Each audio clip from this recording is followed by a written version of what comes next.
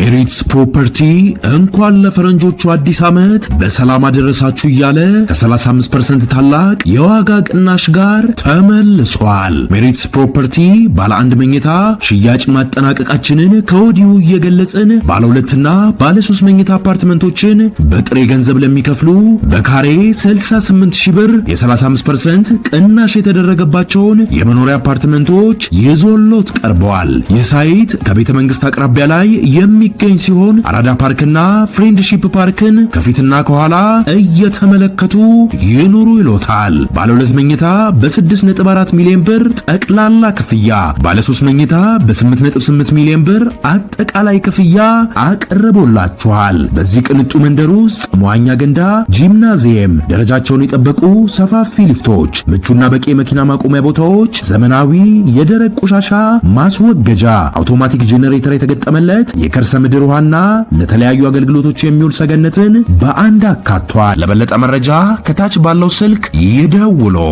ሜሪትስ ፕሮፐርቲ እንኳን ለፈረንጆቹ አዲስ ዓመት በሰላም አደረሳችሁ እያለ ከ35% ታላቅ የዋጋ ቅናሽ ጋር ተመልሷል። ሜሪትስ ፕሮፐርቲ ባለ አንድ መኝታ ሽያጭ ማጠናቀቃችንን ከወዲሁ እየገለጽን ባለ ሁለትና ባለ 3 መኝታ አፓርትመንቶችን በጥሬ ገንዘብ ለሚከፍሉ በካሬ 68000 ብር የ35% ቅናሽ የተደረገባቸውን የመኖሪያ አፓርትመንቶች ይዞሎት ቀርበዋል። የሳይት ከቤተ መንግስት አቅራቢያ ላይ የሚገኝ ሲሆን አራዳ ፓርክና ፍሬንድሺፕ ፓርክን ከፊትና ከኋላ እየተመለከቱ ይኑሩ ይሎታል። ባለ 2 መኝታ በ6.4 ሚሊዮን ብር ጠቅላላ ክፍያ፣ ባለ 3 መኝታ በ8.8 ሚሊዮን ብር አጠቃላይ ክፍያ አቀርቦላችኋል። በዚህ ቅንጡ መንደር ውስጥ መዋኛ ገንዳ፣ ጂምናዚየም፣ ደረጃቸውን የጠበቁ ሰፋፊ ሊፍቶች፣ ምቹና በቂ መኪና ማቆሚያ ቦታዎች፣ ዘመናዊ የደረቅ ቆሻሻ ማስወገጃ፣ አውቶማቲክ ጄኔሬተር የተገጠመለት የከርሰ ምድር ውሃና ለተለያዩ አገልግሎቶች የሚውል ሰገነትን በአንድ አካቷል። ለበለጠ መረጃ ከታች ባለው ስልክ ይደውሉ።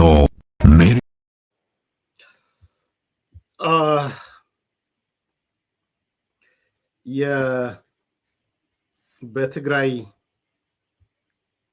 የሚምነሸነሸው ናቅፋ እና አደጋ ላይ የወደቀው የጀነራል ታደሰ ወረደ ስልጣን አጠር አድርጌ አነሳዋለሁ።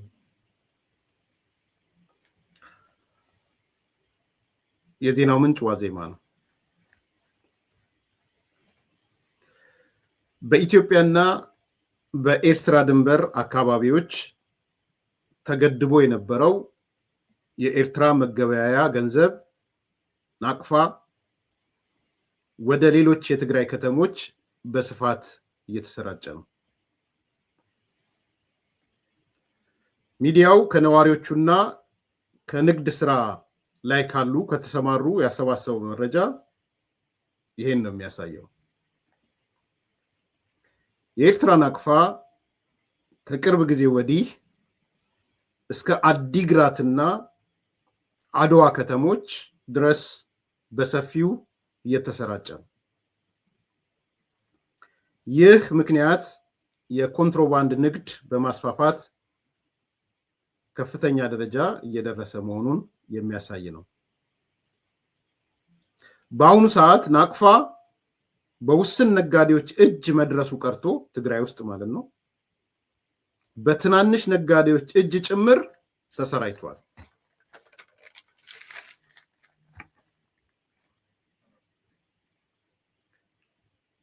በዚህ ደረጃ የተሰበሰቡት መረጃዎች የሚያሳየው ለምሳሌ አንድ ትግራይ ባለሀብት ምንድነው ያለው?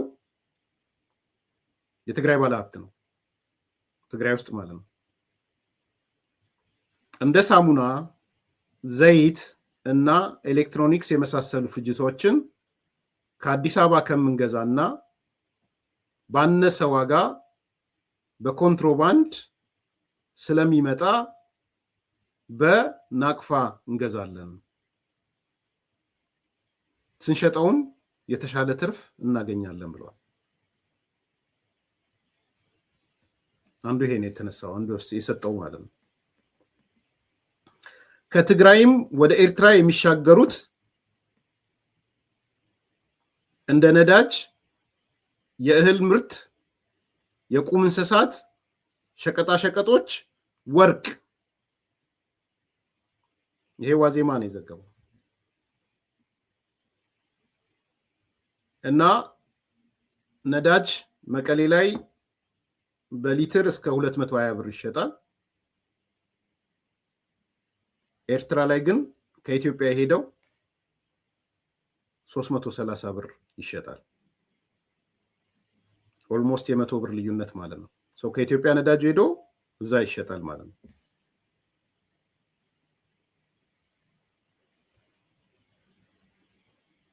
ለኤርትራ ገበያ የሚቀርበው የሚሸጠው በናቅፋ ነው። አንድ ናቅፋ እስከ 15 ከ12 እስከ 15 የኢትዮጵያ ብር ይመነዘራል። የኢትዮጵያ ባንኮች 7 ብር ይላሉ፣ ግን ከ12 እስከ 15 ብር ነው የሚመነዘረው። አጀስትመንቱን ስለጠየቃችሁኝ ሰዎች ማለት ነው። ይሄ በጣም በጣም በጣም አደገኛ ነገር ነው። ናቅፋ መቀሌ ገብቶ ትግራይ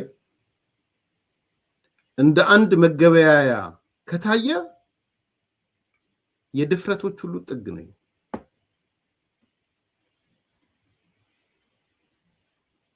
አሳሳቢም ነው።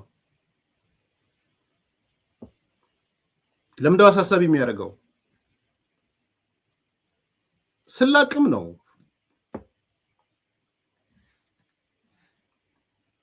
እነዚህ ሰዎች ትላንትና ስልጣን ላይ በነበሩ ሰዓት የኢትዮ ኤርትራ ጦርነት ከተነሳበት አንዱ ምክንያት ይሄ ነው።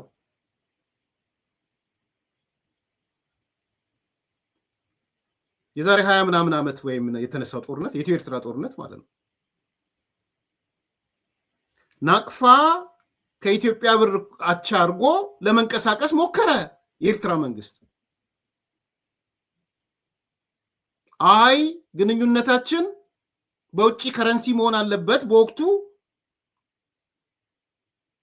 ተባለ። ሁለት ሀገሮች ነን፣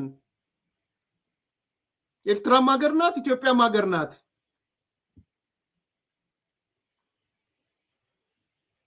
ሌባ ሲሰርቅ ይተባበራል፣ ሲካፈል ይጣላል። ሲካፈል ተጣሉ። የተሻለ ጥቅም መውሰድ የፈለጉት ወይም ደግሞ አንዳንዶቹ የኢትዮጵያዊ ስሜት ወይም ብዬ ልገምት ሁሉም ህወሓትን ጥቅም ብቻ ላስተሳስራቸው አልፈልግም። በወቅቱ የከረከናቸው ትክክል አይደለም ያሉ ይኖራሉ ብዬ ስለማምን ይሄማ ትክክል አይደለም። እነዚህ ሰዎች ሆርን ባንክ የሚባል ሜክሲኮ ላይ የነበረ አቋቁመው ሲሰሩ ነው የከረሙት። ያ ሁሉ ሰው አለቀ በጦርነቱ። የጦርነቱ መንስኤ ባድማ አይደለም። የጦርነቱ ምክንያት መሬት አይደለም። የጦርነቱ ምክንያት የብር ምንዛሪ ለውጡ ነው። በናቅፋና በኢትዮጵያ ብር መካከል ያለው ነገር ነው መሰረታዊ ምክንያቱ። ታዲያ ምን ነው ትላንትና ስልጣን ላይ ሆነህ ፕሮቴክት ያርገዋለሁ ብለህ ያሰብከውን ዛሬ እንዴት ነው ትግራይ ላይ የሚምነሸነሸው? ናቅፋ ምንድን ነው ምክንያቱ?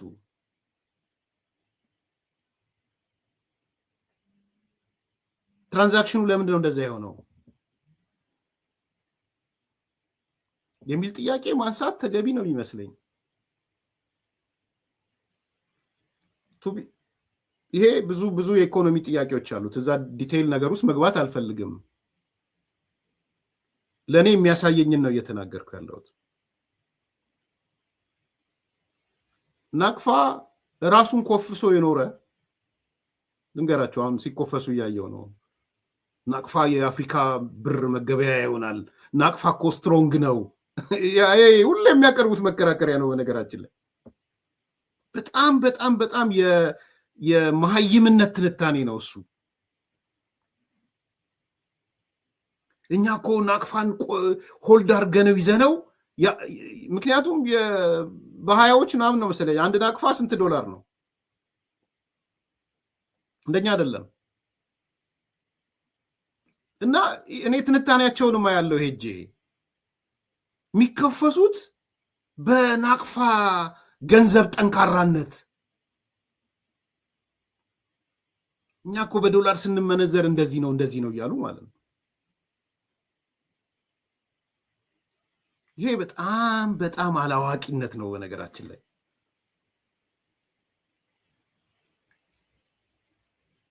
አንደኛ የመንግስት ውሳኔ ነው እንጂ የናቅፋን ዋጋ ከመጠን በላይ የቆለለው የመንግስት ውሳኔ ነው። የሀገራችሁ መንግስት ውሳኔ ነው። የኤርትራ መንግስት ውሳኔ ነው እንጂ በዓለም ላይ ትርጉም የሌለው ብር ቢኖር ናቅፋ ነው።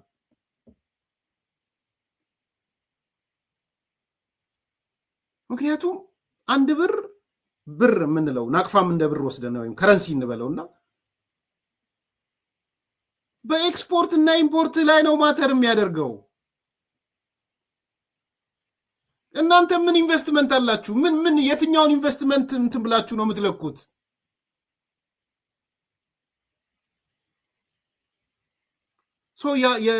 የብር ዋጋን የኢትዮጵያ ከረንሲውንና የናቅፋን ወስደህ የኛ ማለት እንደዚህ ነው፣ ጠንካራ ነው፣ የአፍሪካ ሲሉ ሰምቻቸዋል። አሁን እዚህ ላይ እንደተጻፈው ታለ ኤርሚያስ ለወደፊት የአፍሪካ ከረንሲ ነው ናቅፋ እንዴ? ኧረ አንዳንድ አስተምሯቸው፣ ሀው ምናምን አስተምሯቸው። የተዘጋች ሀገር ከረንሲዋ ኖረ አልኖረ ምንድን ነው የሚጠቅመው? የተዘጋች ኢንቨስትመንት የላት ምን የላት። ኢምፖርት የምታረጉ ምንድነው? ኢምፖርት የምታረጉ ምንድነው? ኤክስፖርት የምታረጉት? በፖሊሲማ አንተም እኮ ጠርንፈ ይዘህ ማሰር እኮ ትችላለህ። ደርግም አድርጎት ያውቃል። $1 2 ብር ነው፣ 2 ብር ከ30 ሳንቲም ሆኖ እኮ ያውቃል። በህግ ማለት ነው። እናንተ ሀገር ያለው ነገር በህግ የታሰረ ነው እንጂ ከዓለም ተነጥላችሁ ማርኬት ውስጥ የላችሁም። ስለዚህ እዚህ ጋር ሊሰራ የታሰበውን ሳቦታጅ እኔ ሆን ተብሎ እየተሰራ እንደሆነ ነው የሚገባኝ። የኢትዮጵያ መንግስት ግን ምን እንደሚያደርግ አይ ዶንት ኖ። እንግዲህ በዚህ ደረጃ አሁን ብር እየተላከ ነው። እንግዲህ ወደ ብር ጠይቀው እየሄደ ነው ወደ መቀሌ፣ ወደ ትግራይ እየተላከ ነው ብር። ከረንሲዎቹ የኢትዮጵያ ብሮች አሁን በተደረገው ስምምነት እየሄደ ነው። ይሄድ እኔ ለምን እንዳይሄድ አይደለም ማድረግ የምጠይቀው። አሁን እየተደረገ ያለው ግን እነዚህ ሰዎች በጎን ትግራይ ውስጥ ናቅፋን መገበያያ እያደረጉ ነው። ስለዚህ አንድ ናቅፋ በ12 ብር እና በ15 ብር እየቀየሩ ነው ያለው። 10 ናቅፋ ይዘህ መጥተህ 120 ብር ምናምን ታገኛለህ ማለት ነው። ይህ በጣም ልብ ሊባል የሚገባው ሲሪየስ የሆነ ውይይት የሚጠይቅ ነው።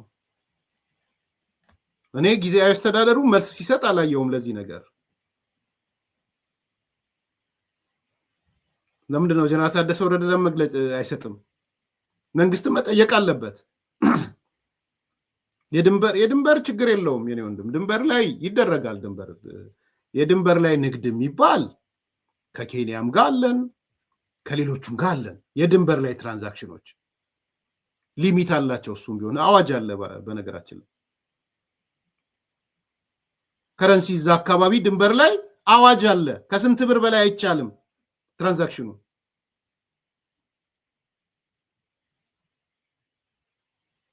ይሄ ግን ይኸው እየሰማችሁ እኮ ነው። የናቅፋ እየተምነሸነሸ ያለው የት ነው? አዲግራት። ናቅፋ እየተምነሸነሸ ያለው የት ነው? አድዋ። አድዋና አዲግራት ገብቶ ስለምንድነው ስለ ድንበር የምታወራው?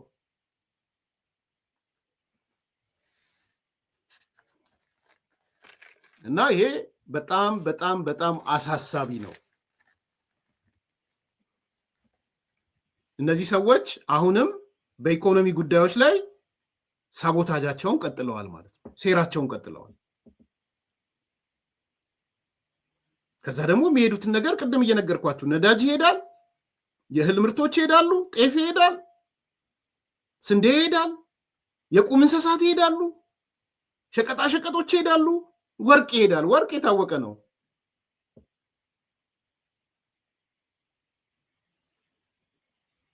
ስለዚህ ይሄ አይነት እንቅስቃሴ ፌዴራል መንግስቱም ብሔራዊ ባንክም ዋናው ኃላፊ ብሔራዊ ባንክ ነው የሚመስለኝ፣ ሞኒተር የሚያደርገው እሱ ነው። የሆነ ነገር ምላሽ መስጠት አለበት ብዬ አምናለሁ። እንዴት ነው ናቅፋ አድዋ ላይ አዲግራት ላይ የሚነሸነሸው? ምንድነው ውጤቱስ? እና ይሄ አንዱ ሲሪየስሊ አይ ቲንክ መታየት ስላለበት ነው በርዕስ የወሰድኩት። እስካሁን አልሰማውም። የፌዴራል መንግስት ምን እንዳለ አልሰማውም። እያጠራቀመ ከሆነ አላውቅም፣ ግን ገንዘብ እየላከ እንደሆነ አውቃለሁ። መላክም አለበት ገንዘብ። ችግሩ ምን መሰላችሁ? አሁን ባንኮቹ ትግራይ ውስጥ ያሉ ባንኮች ህዝቡ የጦርነት ድባብ ስላለ ጥሬ ገንዘቡን አውጥቷል። በየቤቱ ነው ገንዘቦቹ ያሉት። አሁን የጦርነት ድባብ ነው ያለው ትግራይ ውስጥ። ስለዚህ ብሩን ጎትቶ ጎትቶ ጎትቶ ከባንኮቹ አውጥቶ ወደ ቤቱ እንትን ብሏል። ሰው ነገ ከነገ ወዲያ ናቅፋ በቡድ ገንዘብ ሊገዛውሉ ይችላል ማለት ነው። እየጨመረ ይሄዳል። ዛሬ አንድ ናቅፋ 12 ብር የሆነው ከነገ ከነገ ወዲያ ብሩ ሰዎቹ እጃቸው ላይ ስላለ 20 30 ብር እየገዙ ይሄዳሉ። ሰው ናቅፋ እየተወደደ የኢትዮጵያ ብር እየረከሰ ይሄዳል ማለት ነው። መርከሱ ብቻ አይደለም፣ አይተሞችም እየሄዱ ነው። ጤፍ እየሄደ ነው። የቀንድ ከብቶች እየሄዱ ነው። የቁም እንስሳት እየሄዱ ነው። እህል እየሄደ ነው። ነዳጅ እየሄደ ነው። ሸቀጣ ሸቀጥ እየሄደ ነው። ጥቁር ገበያ እየሆነ ነው ያለው። እንዴ ነዳጅ እኮ ኢትዮጵያ አታመርትም የኔ ወንድም። እኛ ነዳጅ በዶላር እንገዛለን፣ እነሱ በናቅፋ ይገዙናል። ያው ማርክ ሰው። እኛስ ገንዘባችንን አውጥተን በዶላር መንዝረን በዶላር ገዝተን ያስገባ ነው ነዳጁን። እነሱ እንደፈለጉ ናቅፋን ፕሪንት ሊያደርጉት ይችላሉ፣ ሌላ ኢንቨስትመንት ስለሌላቸው። ስለዚህ እኛ በዶላር የገዛነውን ትላንትና ከዚህ በፊት እንዳደረጉት እነሱ ደግሞ በናቅፋ ይገዛሉ። ይሄ የ1992 ከጦርነቱ የ1989 የጦርነቱ ጊዜ የነበረ ነገር ነው። አንዱ ጸብ ይሄ ነው እኮ። አይ ግብይታችንን በውጪ እንትን በከረንሲ እናርገው፣ በውጪ ከረንሲ ሲባል ነው ጦርነቱ የከፈተው። ይሄ የማን ችግር ነው? የመንግስትም። እዚህ ጋር እኔ ቀልድ የለኝም። በተለይ ብሔራዊ ባንክ፣ የኢትዮጵያ ሞኒተሪ እንትኑን ኮንትሮል የሚያደርገው ብሔራዊ ባንክ ነው ካልተሳሳትኩ። ፌዴራል ብሔራዊ ባንክ መቆጣጠር መቻል አለበት። አይ ዶንት ኖ መከላከያ ይኑር አይኑር አላቅም፣ የጸጥታ ኃይሎች ይኑሩ ይኑሩ አላቅም ትግራይ ውስጥ። ስለዚህ ይሄ በጣም በጣም አሳሳቢ ሌላው አይነት ጦርነት ነው። እኔ አሁን ዛሬም አንድ ነገር አስምሬ ልናገር። ትላንትናም ከረሃቡ ጋር ተያይዞ ሳነሳው ነበረ። አሁንም ቦልድ ሊል አስምር።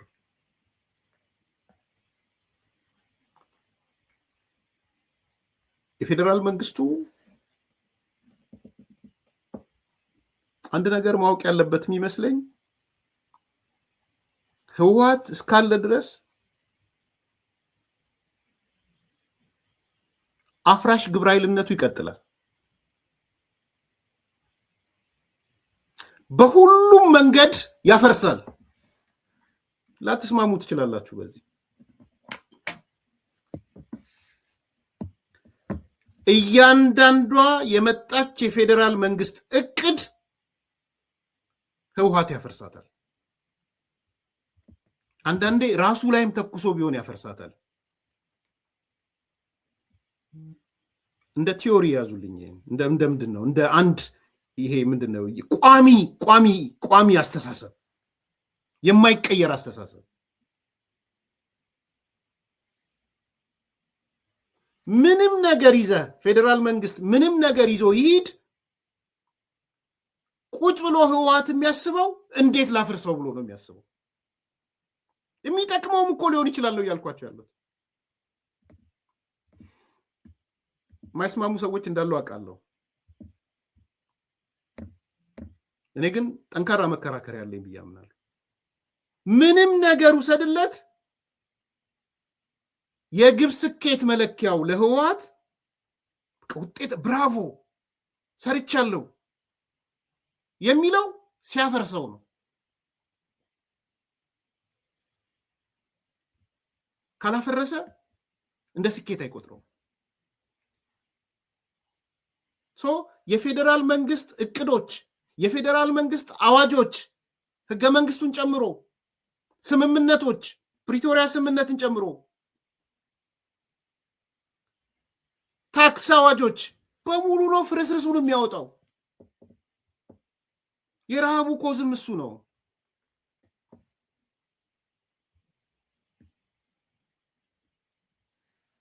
አይቻለው፣ ክርክሮችን አይቻለው። እንዲሁ እኔም ከቅርብ ሰዎች ጋር ስከራከር ነበር። ቴዎድሮስ አስፋውንም አንስቼው ማለት ነው። ስቲል እኔ ፌዴራል መንግስቱ ምን ማድረግ ይችላል የሚለው ላይ ጥያቄን ያለኝ፣ ምን ማድረግ እንደሚችል ወይ በይፋ አቅም አንሶኛል ብሎም ሊናገር ይችላል፣ ወይም ጦርነት መክፈት ነው አንዱ ምርጫ። ጦርነት አማራጭ አይደለም። በእኔ እምነት ጦርነት አማራጭ አይደለም። ጦርነት አማራጭ ካልሆነ ምንድን ነው አማራጭ የሚለው ግን ክሊር አይደለም። የሚያስረዳኝም ሰው ፈልጋለሁ። ይሄን ህወሓትን የፌዴራል መንግስቱን ካልገባችሁ እያንዳንዱን እቅዶቹን አፍራሽ ግብረ ኃይል የሆነበትን ነገር እንዴት ነው የምታስቀሩት? በምን ታስቀሩታላችሁ?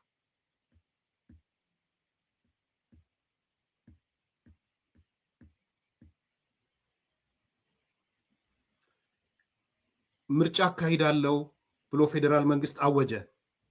ሮጠው መጡና ምርጫ አይቻልም፣ አንገታችን ይቆረጣል፣ ምርጫ አይቻልም፣ በትግራይ ምርጫ አይካሄድም። እኔ አውቃለሁ እንደሚሉ ቢኮዝ ማፍረስ ታርጌታቸው ነው። በቃ የነሱ ስራ ፌዴራል መንግስቱ የሚያመጣውን ነገር በሙሉ ማፍረስ ነው። ፎር ዛት ማተር የነሱ ደጋፊ ኤሊቶችም ያጨበጭባሉ። በዚህ እንዳትሸወዱ። በነገራችን ላይ ኖት ኦንሊ ቲፒኤልኤፍ፣ በቲፒኤልኤፍ ዙሪያ ያሉ የህወሓት አባላት ያልሆኑ ልሂቃንም ህወሓት ባፈረሰ ቁጥር አይከፋቸውም። ዛሬ ረሃቡ ሲመጣ ደንግጠው ተንጫጩ እንጂ ጎሽ ነው የሚሉት። ኢቭን ህወሓትን እየጠሉ ህወሓትና በሱ ዙሪያ ያሉ አካላቶች የፌዴራል መንግስትን እቅድ ባፈረሱ ቁጥር እንደ ጀግና ነው የሚቆጥሯቸው። እንዳትሸወዱ። በስ እንደ ጀግና በቃ ዘኦንሊ እኮ የፌዴራል መንግስትን የሚገዳደረው ምንድነው? የሚገዳደረው ነው አማርኛው እኮ ቲፒኤልኤፍ ነው። በኩራት ነው የሚናገረው አብሮነቶች።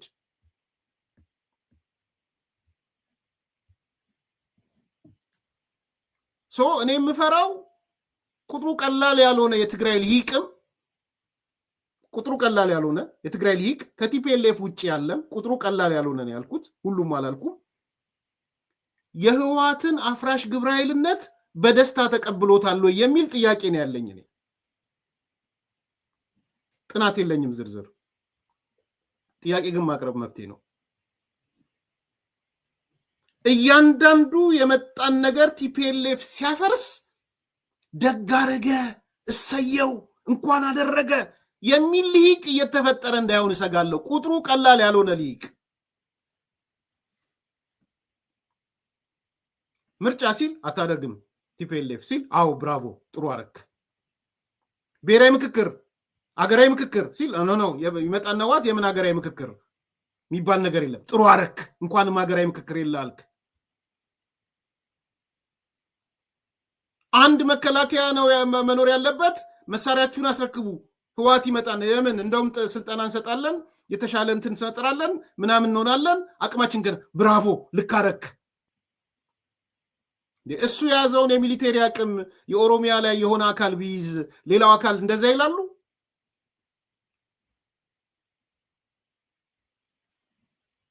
የሀገር ጉዳይ ከሆነም ኦፊሻሊ በሀገር ጉዳይ ላይ እና ነፃ ሀገርነት በህጉ መሰረት መሄድ ነው። እኔ ከምሬ ነው የምናገረው። ነገር ግን ህወሓት አፍራሽ ግብረ ኃይል ሆኖ በመጣ ቁጥር ጎሽ ጎሽ የሚለው ልሂቅ ማዕት ነው።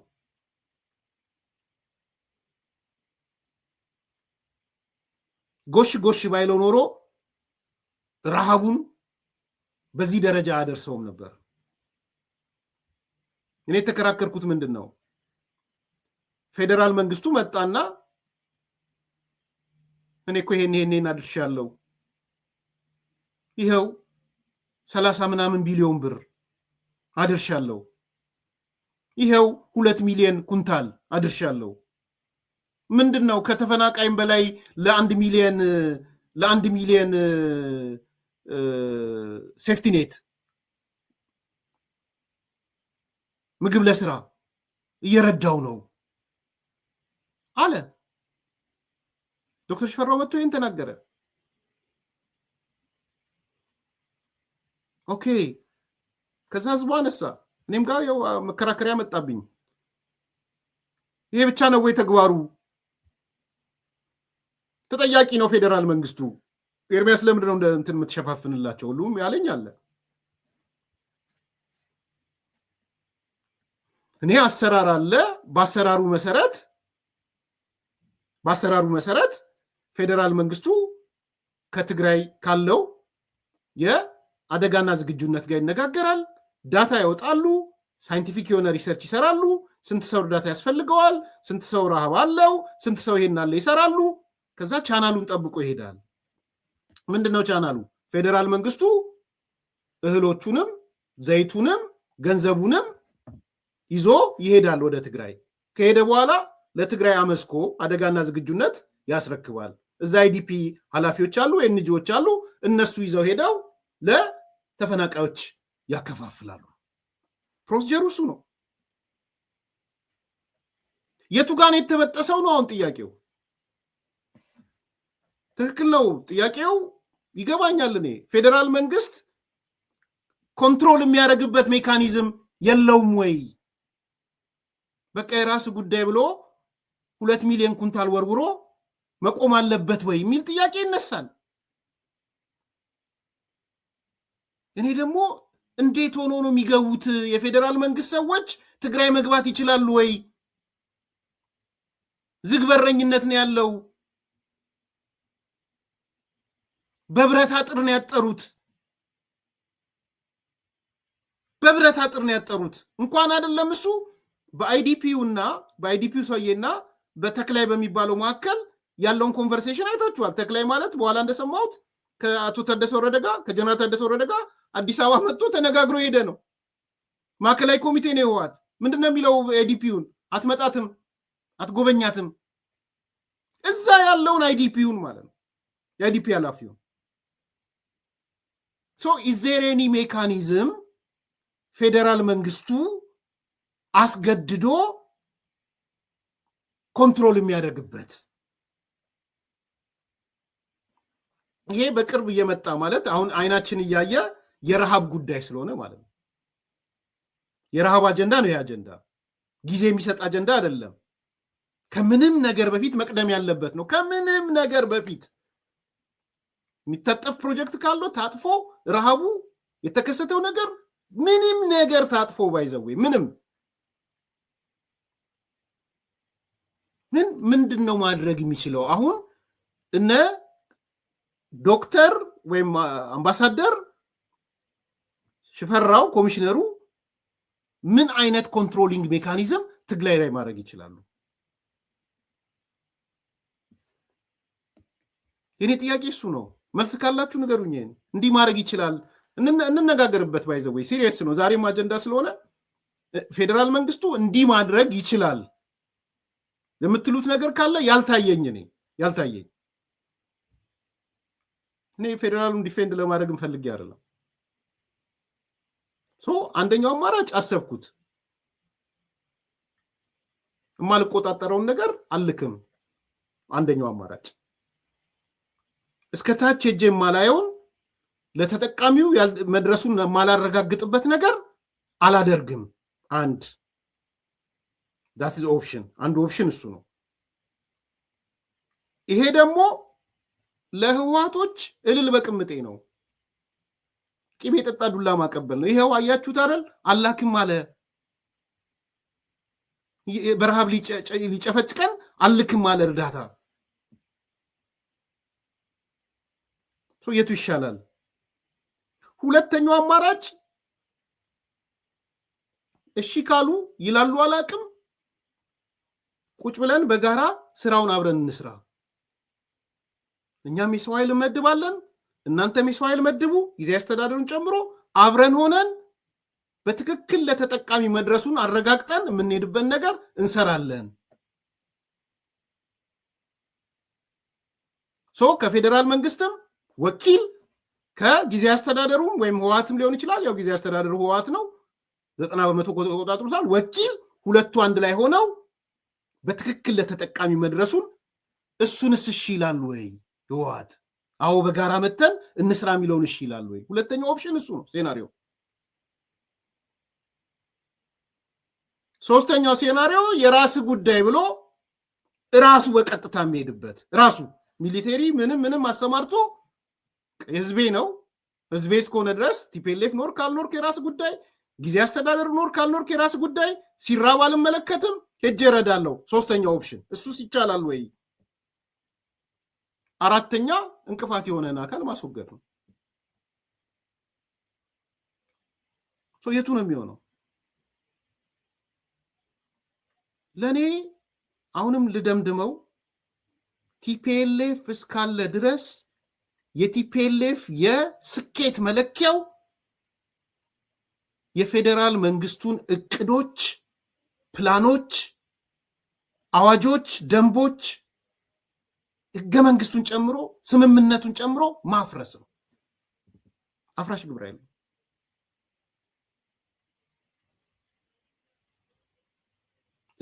እኔ ኮንክሉዥን እሱ ነው። ጉልበት አለው ብዬ ደግሞ አምናለሁ። ጉልበት አላቸው። አይዘር በጦርነት ልትቀጥማቸው ካልሆነ በስተቀር ጉልበት አላቸው። መዋቅር አላቸው፣ የሰው ኃይል አላቸው፣ በጥቅም ያስተሳስሩ ኔትወርክ አላቸው፣ ታጣቂ ጀነራሎች አሏቸው፣ የደለቡ ጀነራሎች አሏቸው። አቅም አላቸው። ስለዚህ እኔ ይሄ የናቅፋ ጉዳይም ሲነሳ፣ የምርጫ ጉዳይም ሲነሳ፣ የምክክር ኮሚሽኑ የሀገራዊ ምክክር ኮሚሽኑም ሲነሳ፣ የታክስ ጉዳይም ሲነሳ፣ ኦሪንቴሽኑ የቲፒኤልኤፍ ውስጥ ያለው ኦሪንቴሽን ሁሉንም ነገር ማፍረስ የሚል ነው። በዚህ መቀጠል ይቻላል ወይ? የሚቻል አይመስለኝም። መቼ ዕለት አሳየቻችሁ ነበረ። ያሳዩዋችሁ ባለ ስንት ገጽ ነው ያሳዩዋችሁ? አስተርጉሜ ደርሶኛል። በዚህ አጋጣሚ አስተርጉሜዋለሁ። 30 ገጽ ዶክመንት አሳይቻችሁ ነበር መቼ ዕለት። በጣም ነው የምደነግጡት። ይሄ 30 ገጽ ባጭሩ አሳይቻችኋለሁ መቼ ዕለት። ምናልባት እዚህ ፊት ለፊት ካለም ማምጣት ይችላል።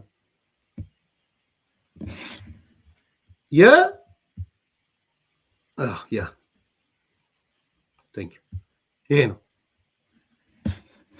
ይህን ዶክመንት አሳይቻችኋለሁ። 30 ገጽ ነው።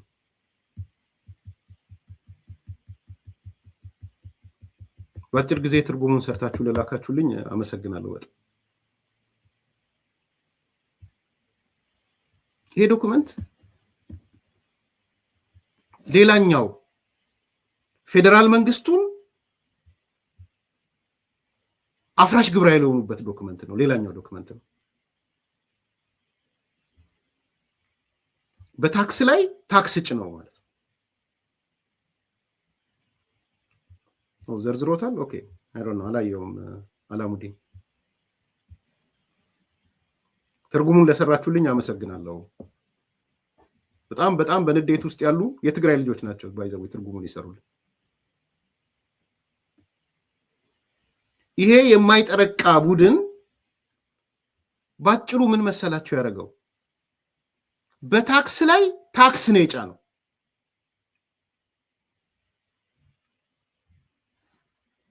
በኢትዮጵያ ሕግ አይፈቀድም።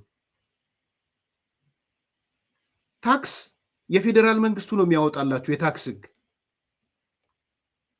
ኢንካም ታክስ ሊሆን ይችላል፣ ፕሮፊት ታክስ ሊሆን ይችላል። ትንሽ ነገር ልንገራችሁ ብዬ ነው። ተርኖቨር ታክስ ሊሆን ይችላል፣ ቫት ሊሆን ይችላል። የታክስ አይነቶችን ዘርዝሯቸውና ሴልስ ታክስ የለም ኢትዮጵያ። ሴልስ ታክስ ማለት ቫት ማለት ነው። ሴልስ ታክስን የተካው ቫት የፌዴራል መንግስቱ። ሶ እነዛ የታክስ አይነቶች ፌዴራል መንግስቱ ነው በፓርላማ አዋጅ የሚያወጣው።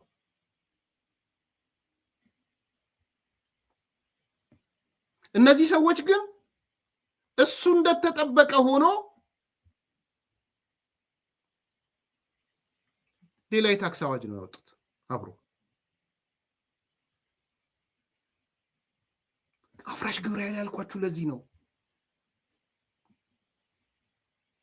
እስከ መቼ ነው የሚል ጥያቄ የሚያስነሳ ነው። የስ በታክስ ላይ ታክስ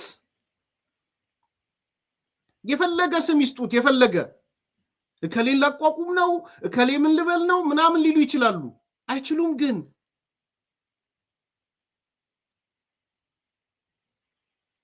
አሁን ይሄን 30 ገጽ ዶክመንት የወሰነው የደብረ ጽዮን ይሄ በደብረ ጽዮን የሚመራው የሆነ የጦርነት ኮሚቴ አለ። በነገራችን መሪው ደብረ ጽዮን ኢቭን አባል ነው ታደሰ ወረደ። 9 አባላት ያሉት የኮማንድ ፖስት ነው። 3 ከህወሓት፣ 3 ከታጣቂው፣ 3 ከጊዜ ያስተዳደሩ ምናምን ብሎ ማለት ነው።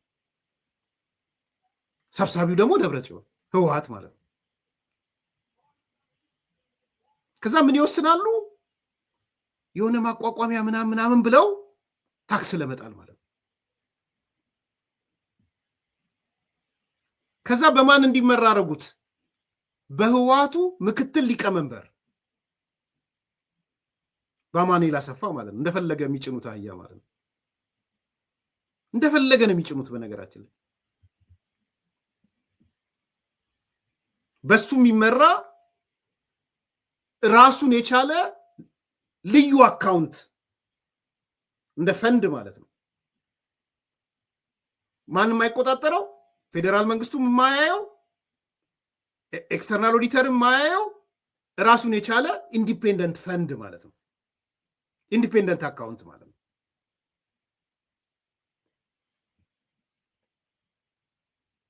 ይሄንን አቋቋሙ። ተመልከቱ። የሚመራው በማን ነው? በህወሓት ምክትል ሊቀመንበር አማኑኤል አሰፋ፣ ጊዜ አስተዳደሩም ጋር ምክትል ፕሬዚዳንት ስለሆነ ማለት ነው። ከዛ በእያንዳንዱ ነገር ላይ በታክስ ላይ ታክስ ማለት ነው። ደብል ታክሴሽን ማለት ነው። ይህ ፌዴራል መንግስቱ እየሰማ ነው፣ ጆሮ አለው። ምን እንደሚያደርግን አላውቅም እኔ። ደግሞ የቁጥሩ ክብደት እኔ የትግራይን ህዝብ የበለጠ ለማደህየት ማለት ነው። እንደ ህዝብም እኮ ግድ ሊል ይገባል። ፌደራል መንግስቱ እንደ ህዝብም እኮ ግድ ሊለው ይገባል። ይኸውኛ አይ ዶንት ኖ ደስ ያላችሁ ልትኖሩ ትችላላችሁ። እንደ ህዝብ ግን ይሄን ህዝብ የበለጠ የማደህየት ስራ ፌደራል መንግስቱ ምንድነው እየተሰራ ያለው ብሎ መጠየቅ አለበት። ምሳሌ ልንገራችሁ። ከሰራተኛው ልጀምር። ለአንድ ዓመት ከአጠቃላይ ትግራይ ውስጥ ካለው ሲቪል ሰርቫንት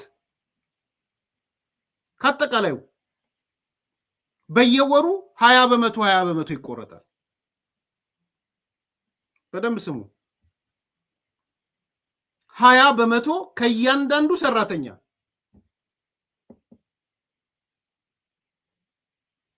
አሁን እንግዲህ በታክስ ላይ ታክስ ነው ብያቸዋለሁ። ንገሩት ለትግራይ ሲቪል ሰርቫንት። በነገራችን ላይ የመጡባ ያለው እንዲህ ነው ብላችሁ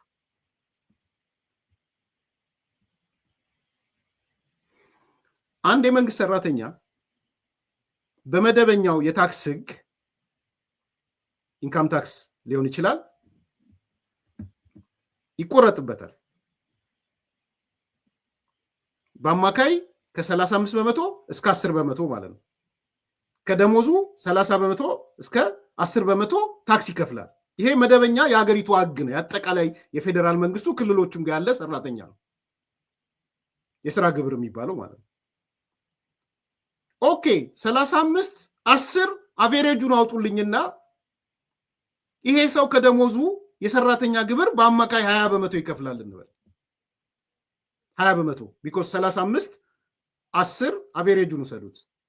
ሰራተኞች አቬሬጅ ላይ ያሉ ነው ብላችሁ ማለት ነው። 20 በመቶ ይከፍላል።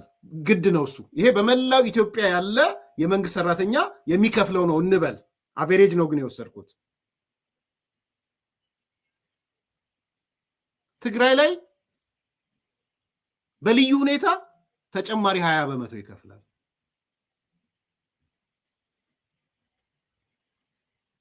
ሀያ ልበለው 22.5 እንደሚሆን ገብቶኛል። ግን ሌስ ሜክ ኢት 20 በቃ በመላ ኢትዮጵያ ያለ ሰራተኛ ከ100% ደሞዙ 22 በመቶ 20 በመቶውን ለመንግስት ይከፍላል የሰራተኛ ግብር። ኦኬ አሁን ትግራይ ላይ ምን ተጨመረ? 20 በመቶ ለአመት። ምን ማለት ነው? ትግራይ ውስጥ ያለ ሰራተኛ ሲቪል ሰርቫንት የባንክም የምኑም የነዚህ ትረስት እንትኖች ውስጥም ያለ 20 በመቶ ለመንግስት በስራ ግብር፣ 20 በመቶ ለነ አማኑኤል አሰፋ። ስንት በመቶ ከፈለ? 40 በመቶ። ለሚቀጥሉት 12 ወራት ይሄ ነገር ተግባራዊ ሲሆን 40 በመቶ ከሚያገኘው ደሞዝ ይከፍላል ይሄ ሰው። 100 ብር ቢያገኝ 40 ብሩን ከፍሎ ይሄዳል ማለት ነው። 60 ብር ነው ይዞ ወደ ቤቱ የሚሄደው። 1000 ብር ቢያገኝ 400ን ይከፍላል ማለት ነው። 600 ብር ነው ይዞ የሚሄደው። 10,000 ብር ቢያገኝ 4,000ን ይከፍላል። 6,000 ነው ይዞ የሚሄደው። ይሄ ነው ለትግራይ ህዝብ ማሰብ። ፌደራል መንግስቱ የት ነው ያለው እኮ ብለን እንድንጠይቅ እኮ ነው። በታክስ ላይ ታክስ እኮ ነው የሆነ ይሄ። የትግራይ ህዝብ ሴት ነው ያለው።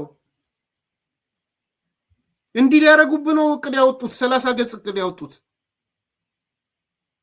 ይሄ መናገር የትግራይ ጠላትነት ከሆነ እኔ ለምን 10 ጊዜ ጠላት አትሉኝም? መደበቅ ነው ጠላት የሚመስለኝ። ግን እኔ ምንድነው እየጠበቀ ያለው? ከሌላው ህዝብ በተለየ እንደ ማንኛውም ህዝብ 20 በመቶ ይቀረጥብሃል። አዲሽናል ግን 20% 40 በመቶ ይቆረጥብሃል። ከሰራተኛው አንጻር ብቻ በዛ ብቻ ወደ ስንትና ስንት 100 ሚሊዮን ይሰበስባሉ። ግን አካውንት የት ይገባል? የአማኑኤል አሰፋ አካውንት ውስጥ ይገባል።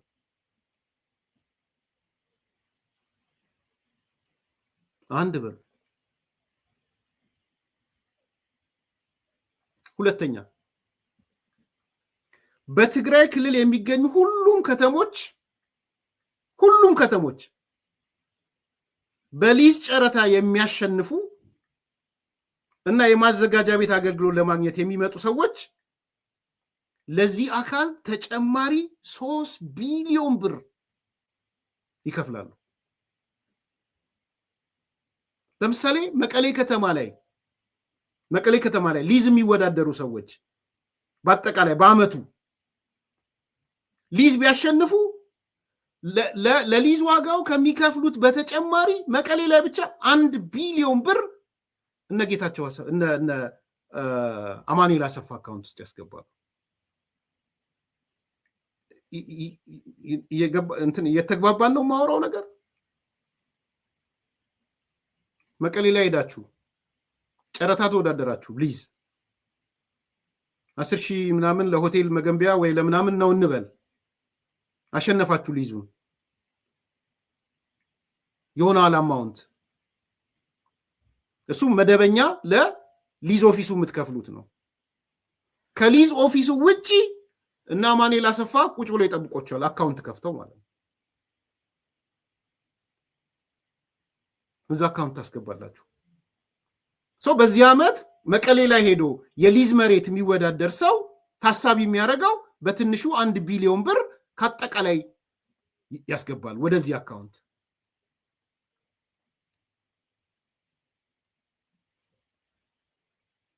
አለ እንዲህ አይነት ፌዴራል መንግስቱ ይሰማል፣ ጆሮ አለው።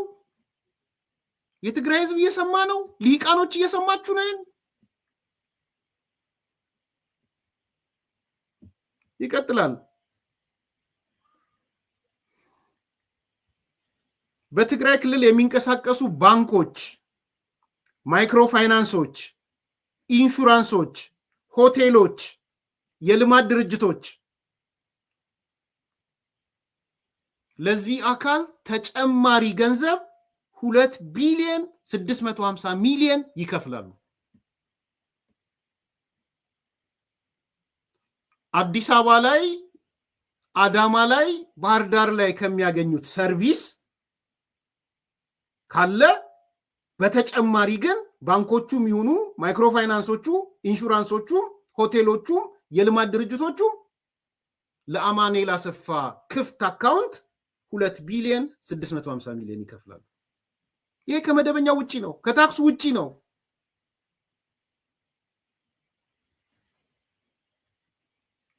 ለምን ደግሞ አላቀርበው? የትግራይ አታቅርብ ይላል። ሂድ ከዚህ አመመሃል። ያማል። ይሄ በጣም ልክ ነው። በጣም ነው የሚያመው። እንደምደነግጡ ይገባኛል። ሜቢ ደግሞ እንደ ጀግንነት የሚያዩ አሉ። ቢኮዝ የፌዴራል መንግስቱን ህግ ቫዮሌት ስላደረገ ህወሓት ጀግና ነው ለነሱ ትልቁ ነገር የፌዴራል መንግስት ህግን መጣሱ ነው ለነሱ ጀግንነት። ለአንዳንዶቹ ቁጥሩ ቀላል አይደለም ይሄ ኃይል። በነገራችን ላይ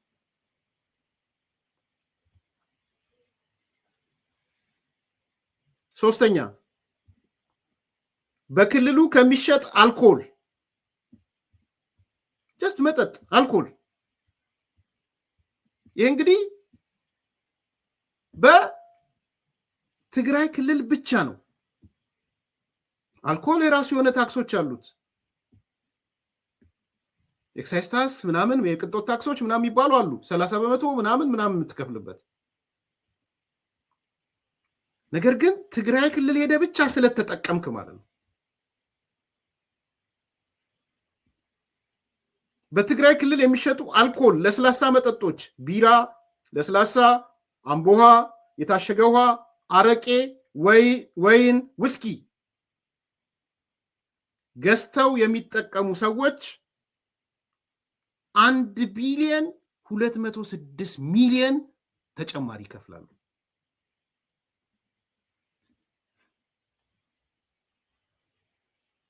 ፕሮሬት ላርግላችሁ። ይሄን ፕሮሬት ላርግ ላሳያችሁ። በአንድ ቢራ ጠርሙስ 3 ብር ተጨማሪ ይከፍላሉ። ምን ማለት ነው? ስታንዳርድ ቢወጣለት ባህር ዳር ላይ ወይ ጎንደር ላይ አንድ ቢራ 100 ብር ብትጠጡ አንድ ቢራ ልክ ትግራይ ድንበር ስገቡ 103 ብር ትከፍላላችሁ ማለት ነው። ያቺ 3 ብር ግን ወደ መንግስት አይደለም የምትገባው። 3 ብሯ ትወጣና ወደና አማኑኤል አሰፋ አካውንት ትሄዳለች።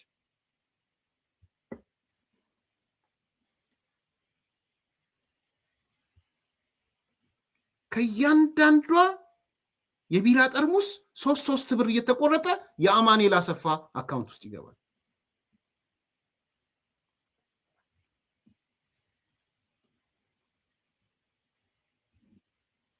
ከአንድ የታሸገ ውሃ ደርዘን ማለት ነው 12 ብር ተጨማሪ ይከፈላል። ምን ማለት ነው? ትግራይ ጫፍ ወሎ ላይ አማራ ክልል ማለት ነው አንድ የታሸገ ውሃ 100 ብር ቢሸጥ ዘ ሞመንት የወሎን ተሻግሮ ልክ ትግራይ ሲገባ 112 ብር ይሆናል። 12 ብር ግን ለገቨርመንት አይደለም የምትገባው፣ የአማኑኤል አሰፋ አካውንት ውስጥ ነው ሄዳ የምትገባው። ራሱን የቻለ አካውንት ነው ያካውንት።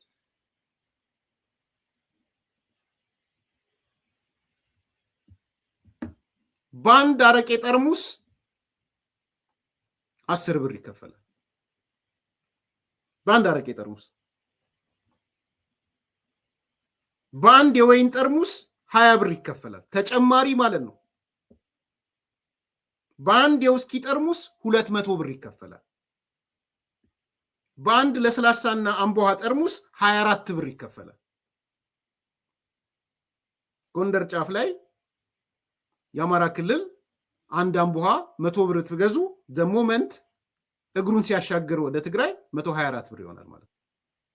ያቺ 24 ብር ግን ለመንግስት ለህዝቡ ለምናም ሳይሆን ወደና አማኑኤል አሰፋ አካውንት ማለት ነው።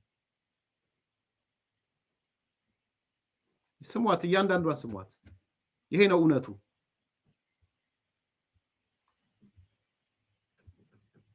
ከኤፈርት ንብረት ከሆነው መሰቦ ሲሚንቶ ፋብሪካ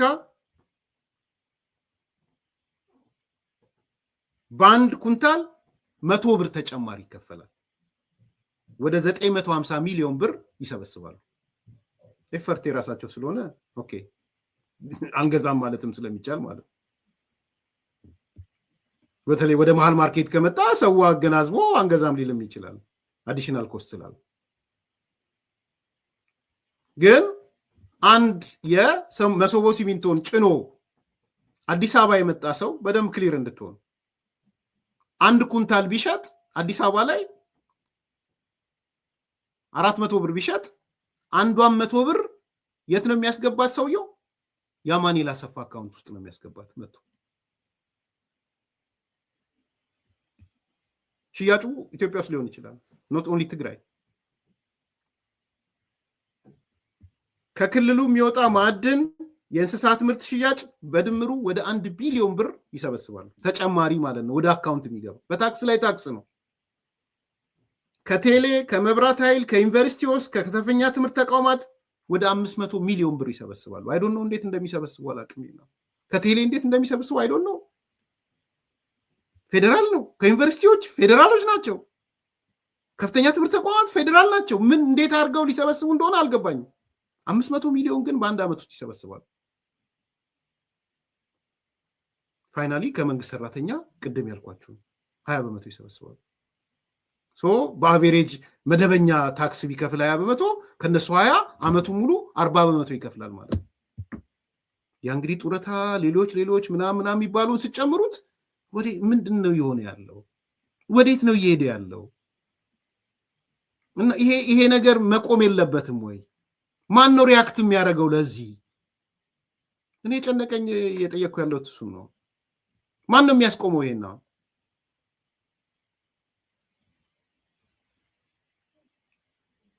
ማን ያስቆመው? ኤሊቱ እንዴት ነው የሚያየን? የትግራይ ኤሊት ምንድነው እያየ ያለው? ምንድነው እያሰብክ ያለው? እሱ አፍራሽ በሆነ ቁጥር፣ በታክስ ላይ ታክስ ባረገ ቁጥር፣ እንደዚህ ባረገ ቁጥር የምትደሰቱ ኤሊቶች ወዴት ነው እየሄደ ያለው?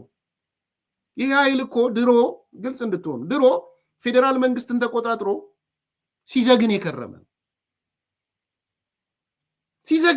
ነው ይሄ ኃይል።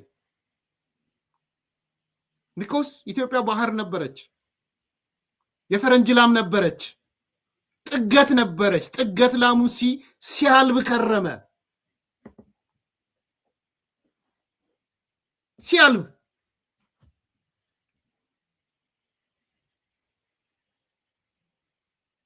ጥገቷ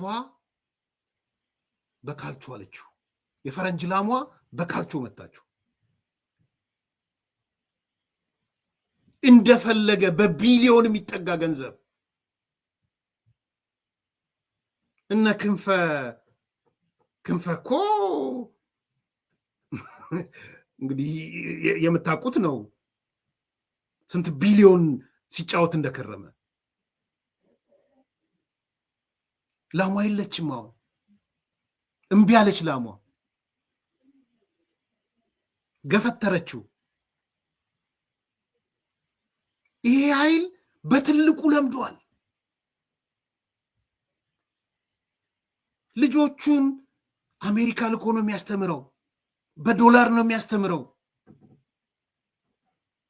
መኖሪያ ቤቱ በ500-600 ሚሊዮን ሽያጭ ነው ያለው። አዲስ አበባ የሰራቸው ቤቶች ጀነራሎቹ በአጠቃላይ ወርቅ እንደፈለገ ነው የሚነግደው። ትናንትና ኢትዮጵያን አጥንት ሲግጥ ከረመ፣ መቅኔዋን ሲሰብር ከረመ። አሁንም ቢያለች ኢትዮጵያ ለምዷል። በትልቁ ተዘፈዘፈ። የትግራይ ህዝብ ላይ ተዘፈዘፈ። በታክስ ላይ ታክስ ይዞ መጣ። መፍትሄው ምንድነው ነው ጥያቄ።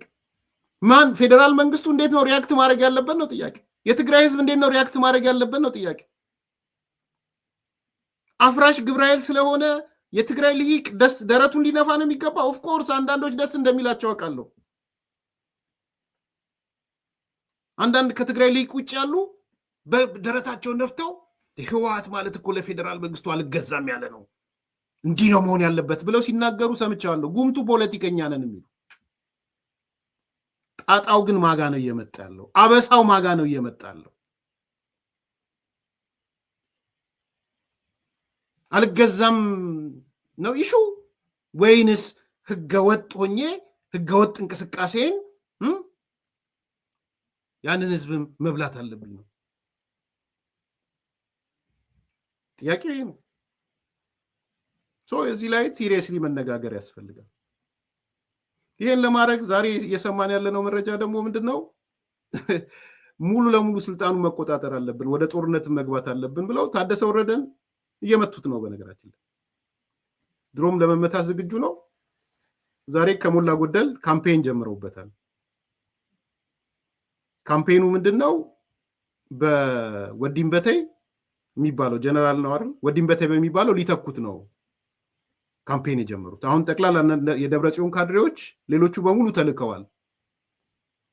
ሚሊቴሪው ከኮር በላይ የሆነው ወዲም በተይና አርጎ ታደሰ ወረደን አውርዶታል የሚል ማለት ነው። እኔ ራሳቸው ጉዳይ እሱ ብዙ የሚያስጨንቀኝ ሆኖ አይደለም። ጀስት ለመረጃ ነው የምነግራችሁ። ግልጽ እንድትሆኑ ምንድነው ታደሰ ወረደ የጊዜያዊ አስተዳደሩን ፕሬዝዳንት ነው፣ የሚሊቴሪው ማዛዥ ነው፣ ኮማንድ ኢን ቺፍ ነው ማለት ነው። አዘሴም ታይም አልለቀቀም። እሱ ፕሬዝዳንትነቱንም ይዞ የክልሉን ጊዜያዊ አስተዳደር ፕሬዝዳንትነት አዘሴም ታይም ደግሞ የሚሊቴሪው ማዛዥ ነው፣ ኮማንደር ኢን ቺፍ ነው። አሁን እነ ደብረጽዮን ካምፔን አድርገው ከኮማንደር ኢን ቺፍነት አውርደውት ወዲም በተይ የሚባለው ነው እያመጡት ያለው። ቢኮዝ ኤርትራኖቹ ሲሪየስ ቀይ መስመር ብለዋል። ታደሰ ወረደን ማንሳት ከሚሊቴሪው ቀይ መስመር ነው ብሏቸዋል። ከዛ ውጪ ጦርነትም ለመጀመር ምንም ለማለት ታደሰ ወረደ አይታመንም፣ ምናምነው ሰው አይደለም ብለዋል።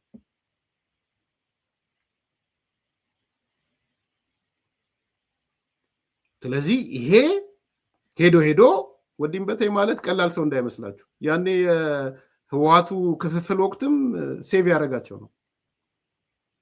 እነ የዚህ የአድዋውን ቡድን የስብሐት ነጋ ቡድን ያኔ ክፍፍል ወቅት እንኳን ያዳነው ወዲም በተይ የሚባል ትልቅ ባለውለታ ነው ለአድዋ ቤተሰብ ለሚባለው የስብሐት ቤተሰብ ማለት ነው።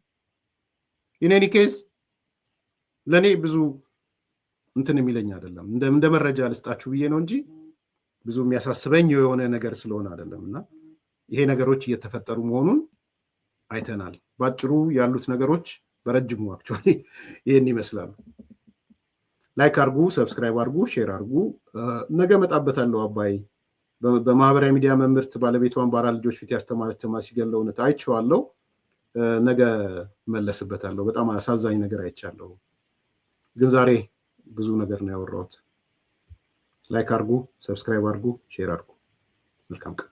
ሜሪትስ ፕሮፐርቲ እንኳን ለፈረንጆቹ አዲስ ዓመት በሰላም አደረሳችሁ እያለ ከ35% ታላቅ የዋጋ ቅናሽ ጋር ተመልሷል። ሜሪትስ ፕሮፐርቲ ባለ 1 መኝታ ሽያጭ ማጠናቀቃችንን ከወዲሁ እየገለጽን ባለ 2ና ባለ 3 መኝታ አፓርትመንቶችን በጥሬ ገንዘብ ለሚከፍሉ በካሬ 68,000 ብር የ35% ቅናሽ የተደረገባቸውን የመኖሪያ አፓርትመንቶች ይዞሎት ቀርበዋል። ይህ ሳይት ከቤተ መንግስት አቅራቢያ ላይ የሚገኝ ሲሆን አራዳ ፓርክና ፍሬንድሺፕ ፓርክን ከፊትና ከኋላ እየተመለከቱ ይኑሩ ይሎታል። ባለ 2 መኝታ በ6.4 ሚሊዮን ብር ጠቅላላ ክፍያ፣ ባለ 3 መኝታ በ8.8 ሚሊዮን ብር አጠቃላይ ክፍያ አቅርቦላችኋል። በዚህ ቅንጡ መንደር ውስጥ መዋኛ ገንዳ፣ ጂምናዚየም፣ ደረጃቸውን የጠበቁ ሰፋፊ ሊፍቶች፣ ምቹና በቂ መኪና ማቆሚያ ቦታዎች፣ ዘመናዊ የደረቅ ቆሻሻ ማስወገጃ፣ አውቶማቲክ ጄኔሬተር የተገጠመለት የከርሰ ምድር ውሃና ለተለያዩ አገልግሎቶች የሚውል ሰገነትን በአንድ አካቷል። ለበለጠ መረጃ ከታች ባለው ስልክ ይደውሉ። ሜሪትስ ፕሮፐርቲ